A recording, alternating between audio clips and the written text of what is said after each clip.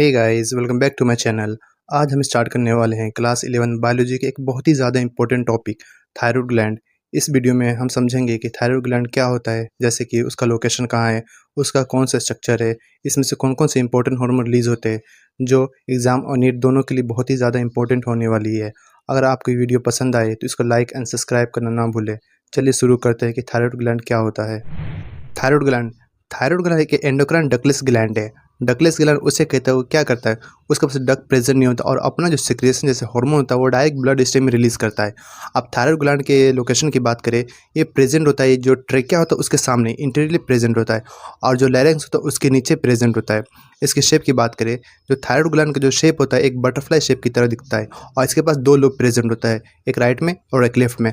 और राइट और लेफ्ट जो लोब एक दूसरे से जो कनेक्ट होते हैं एक कनेक्टिव टिश्यू के थ्रू, उस टिश्यू का नाम है इस्थमस। अब इसकी स्ट्रक्चर की बात करें थायराइड ग्लैंड के अंदर मेनली दो टाइप का सेल प्रेजेंट होता है, फॉलिकुलर सेल और पैराफॉलिकुलर सेल। थायराइड ग्लैंड के अंदर बहुत सारा क्या फॉलिकल प्रेजेंट होता है, एक गोल या सर्कल टाइप का। इस गोल या सर्कल टाइप का जो वॉल होता है, वॉल को बनाने में जो हेल्प करता है फॉलिकुलर सेल ही हेल्प करता है। और जो फॉलिकुलर सेल होता है वो किस चीज़ से बना होता है, कीबोर्डल इपिथेलियल सेल से बना होता है। अब जो वॉल पे जो प्रेजेंट होता है ये फॉलिकल्स के सेल, अब इसका काम यही है कि थायराइड हार्मोन रिलीज करना, जैसे T3 T4 को बनाना। ये जो हार्मोन जो सेल प्रोड्यूस करता है इसको डायरेक्टली रिलीज नहीं किया जाता, बल्कि पहले इसको क्या किया जाता है, फॉलिकल के अंदर ही इसको स्टोर किया जाता है। जो एक भी स्पेस होता है जिसको कोलाइडल कहते हैं। ये जो हार्मोन कोलाइडल में जो स्टोर रहता है वो एक थायराइड किसके फॉर्म में रहता है, थायरोग्लोबिन के फॉर्म में स्टोर रहता है। जब बॉडी को इसकी रिक्वायरमेंट होती है तभी ये हार्मोन, इस स्टोर हार्मोन जो होता है वो बाहर ब्लड स्ट्रीम में रिलीज़ किया जाता है। अब दूसरा सेल की बात करें, पैराफोलिकुलर सेल जिसको सी सेल भी कहते हैं। अब ये क्या करता है, जो थायराइड ग्लैंड के फॉलिकल के बीच में प्रेजेंट होते हैं, ये फॉलिकल के वॉल का पार्ट नहीं होता, मतलब डायरेक्ट फॉलिकल का जो वॉल होता है उसका पार्ट नहीं होता, बल्कि उसके आसपास जो प्रेजेंट होता है फॉलिकल के, ये फॉलिकल होता है उसकी जो क्या बोल सकते हैं उसको साइड साइड में प्रेजेंट होता है।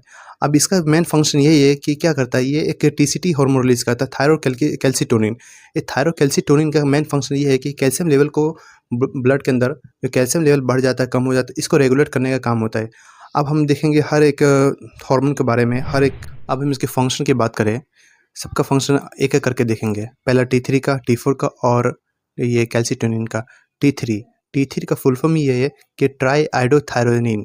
मतलब अब इसमें क्या होता है, 3 आयोडीन का एटम प्रेजेंट होता है। और जो T3 होता है मोस्ट एक्टिव फॉर्म होता है थायराइड हार्मोन का। T4 T4 का जो फुल फॉर्म है टेट्रा आयोडोथायरोनिन, या उसको दूसरा नाम क्या कहते हैं, थायरोक्सिन। अब इसमें क्या होता है, इसमें 4 आयोडीन का एटम प्रेजेंट होता है। और जो T4 जो हार्मोन होता है वो इनएक्टिव फॉर्म में बनता है। अब इसको इनएक्टिव से जो एक्टिव बनाने के लिए इसको क्या किया जाता है, लीवर से इसको गुजारा जाता है, मतलब लीवर में से इसको T4 में लीवर में जाता है, T4 से T3 में कन्वर्ट होता है। अब T3 या T4 का फंक्शन की बात करें, पहला फंक्शन ये क्या है, ये रेगुलेट करता है बेसल मेटाबॉलिज्म रेट को। दूसरा फंक्शन ये है कि ये वाटर और इलेक्ट्रोलाइट को बैलेंस को मेंटेन करता है। और इसका जो तीसरा फंक्शन है ये क्या करता है, आरबीसी का फॉर्मेशन को इंक्रीज करता है, मतलब इरेथ्रोपोइसिस करवाने में हेल्प करता है, T3 T4। और जो चौथा इसका जो फंक्शन है वो ये क्या करता है, ये मेटाबॉलिज्म रेट को कंट्रोल करता है, मतलब ये कार्बोहाइड्रेट प्रोटीन फैट इसका क्या कहते हैं मेटाबॉलिज्म करवाता है, जिसके वजह से जो ब्लड के अंदर जो ग्लूकोज लेवल होता है उसको इंक्रीज करवा देता है। और उसके बाद तीसरा हार्मोन की बात करें, कैल्सीटोनिन। ये कैल्सीटोनिन का जो दूसरा नाम है वो क्या है, हाइपोकैल्सिमिक हार्मोन। मतलब क्या करता है, ये ब्लड के अंदर जो कैल्शियम लेवल जो इंक्रीज हो जाता है उस कैल्शियम लेवल को कंट्रोल और इसको ये डिक्रीज करने में हेल्प करता है कैल्सीटोनिन। इसका फंक्शन ये है कि क्या करता है, अगर ब्लड में कैल्शियम लेवल ज़्यादा इंक्रीज हो गया उसको डिक्रीज करने में हेल्प करता है। पहले क्या करता है, ये जो ब्लड के अंदर जो कैल्शियम लेवल ज़्यादा हो गया होता है उसको एड्जॉर्प्शन करवा देता है बोन में, मतलब बोन के अंदर वापस उसको क्या करता है, एड्जॉर्प्शन करवा देता है। और दूसरा ये है कि अगर ब्लड के अंदर कैल्शियम लेवल ज़्यादा है उसको एलिमिनेशन करवा देता है बाय किडनी के थ्रू, मतलब ब्लड में ज़्यादा कैल्शियम है उसको किडनी के थ्रू उसको फिल्टर करवा देता है। अब हम डिसऑर्डर की बात करें, इसमें दो तरह का डिसऑर्डर होता है। एक होता है कि हाइपोसिक्रेशन, दूसरा हाइपर सिक्रेशन।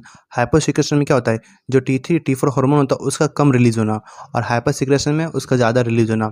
अब हाइपर सिक्रेशन में 3 तरह का डिसऑर्डर देखेंगे। पहला सिंपल गोइटर। सिंपल गोइटर क्यों होता है, इसमें क्या होता है कि जो थायराइड ग्लैंड होता है उसका इन्लार्जमेंट हो जाता है। इन्लार्जमेंट इस वजह से होता है क्योंकि उसके डाइट्स में, उसके खाने में आयोडीन की कमी हो जाती है।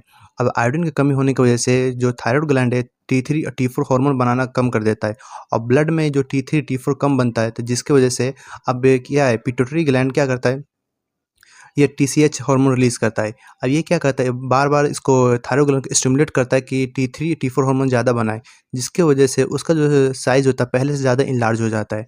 दूसरा, अगर किसी अडल्ट फीमेल के अंदर हाइपोसिक्रेशन हो गया T3, T4 हार्मोन का, उसकी वजह से उसके अंदर क्या देखने को मिलेगा, उसका जो मेंस्ट्रुअल साइकिल है उसमें इरेगुलरिटी आने लगेगी, मतलब इरेगुलर मेंस्ट्रुअल साइकिल उसका हो जाएगा। और तीसरा, अगर कोई लेडी प्रेग्नेंस है, अब उस प्रेग्नेंस लेडी के अंदर अगर आयोडीन की कमी हो गई, तो मतलब T3, T4 हार्मोन कम बना, जिसके वजह से उसके अंदर एक डिसऑर्डर देखने को मिलता है, क्रिटिनिज़्म। ये क्या होता है, इसका जो बेबी अगर अब बॉर्न होगा तो उस बेबी के अंदर कुछ अबनॉर्मलिटी देखने को मिलेगी। पहला, उसका लो आईक्यू, फिर दूसरा, उसका जो स्किन होगा वो थिक स्किन होगा, और उसका मेंटली और सेक्सुअली उसका डेवलपमेंट रुक जाएगा, मतलब रिटार्डेशन हो जाएगा। अब दूसरा, हाइपर सिक्रेशन, इसमें क्या होता है, जो टी थायराइड ग्लैंड है उसका साइज इनलार्ज हो जाता है। इनलार्ज होने की वजह से जो T3 या T4 हार्मोन ज़्यादा बनने लगता है, और इनलार्जमेंट इस वजह से होता है कि उसको अगर वो कैंसर हो गया उस थायराइड ग्लैंड में, उसकी वजह से इनलार्जमेंट हो जाता है, जिसकी वजह से एक डिसऑर्डर होता है एक्सोपैथेलिक गोटर, जिसको दूसरा नाम ग्रेव डिसीज़ भी कहते हैं। इसमें क्या सिम्पटम है, पहला सिम्पटम ये है कि उसका जो आईबॉल है, जो उसका आइज़ है, ऐसा लगता है कि बाहर की तरफ निकल रहा है, मतलब बल्जिंग आईबॉल लगता है। और दूसरा, उसका जो बेसल मेटाबॉलिज्म रेट है, BMR, वो इंक्रीज़ हो जाता है, और उस इंक्रीज़ होने की वजह से उसका जो बॉडी वेट है वो डिक्रीज़ हो जाता है। और तीसरा, उसके अंदर जो बॉडी टेम्परेचर हाई हो जाता है।